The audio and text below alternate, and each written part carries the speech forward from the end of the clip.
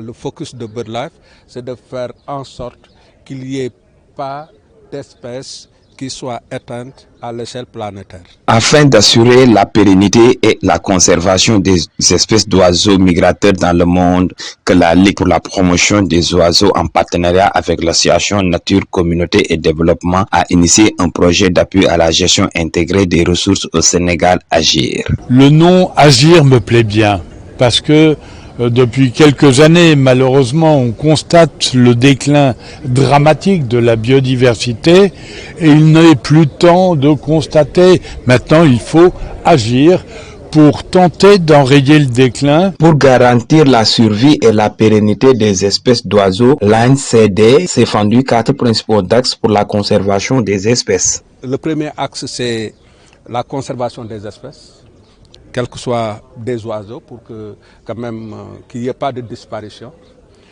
La conservation de leurs habitats, et pour cela, nous alignons à celle de notre organisation faîtière à travers des aires clés de biodiversité, les zones d'intérêt pour la conservation des oiseaux. Et puis on en compte beaucoup au niveau du Sénégal et on chercherait à en créer. Et je précise que c'est distinct des aires protégées qui sont déjà classées par l'État. Donc c'est-à-dire que c'est des efforts de conservation complémentaires qui s'ajoutent aux efforts de l'État.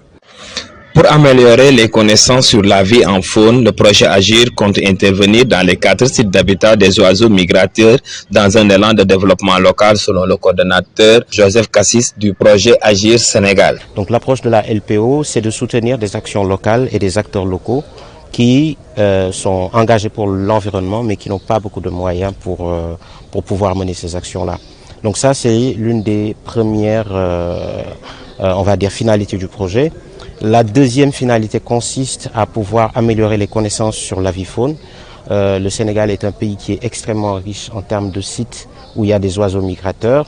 Les plus connus sont les plus visibles, notamment le parc de Djoudj, mais il y a d'autres sites qui sont importants et qui méritent aussi d'être pris en charge.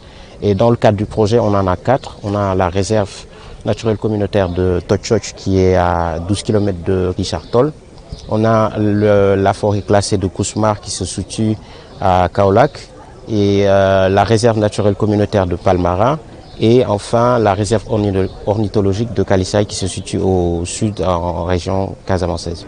Donc ces 4 sites devront faire l'objet de comptage, de suivi, mais surtout d'actions de conservation pour les habitats naturels parce que à l'origine de ce projet, c'est le constat du déclin des espèces et l'une des causes les plus répertoriées, c'est généralement la perte d'habitat. Donc pour améliorer justement le séjour de ces oiseaux, on mène et on initie des actions de conservation.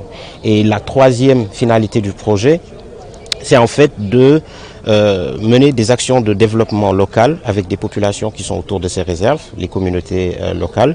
Et donc vous avez la présence à cette journée de lancement de tous les comités de gestion de ces sites-là, qui sont en fait des regroupements de tous les acteurs qui s'activent dans ces réserves-là.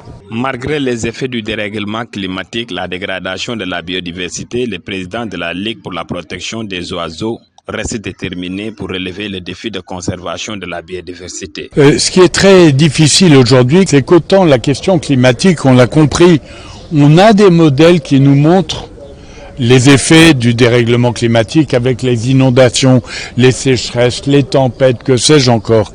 Et en face, on a des réponses. On fait de l'économie d'énergie, on crée des énergies renouvelables. Bon, quand vous prenez la biodiversité, vous n'avez pas la même approche. C'est-à-dire que on n'évalue pas le déclin. Et même quand parfois une espèce disparaît, on se dit « Ah, à quoi elle servait ?» Vous voyez, bon. Et le plus souvent, on savait même pas qu'elle existait. Et en face, comment on agit? Ben, on sait pas trop. Est-ce qu'au niveau du citoyen, de la collectivité, des entreprises, il y a capacité d'agir? En clair, il est beaucoup plus difficile de se battre contre le déclin de la biodiversité que contre le changement climatique et la lutte contre les gaz à effet de serre. Et donc nous, on relève le défi.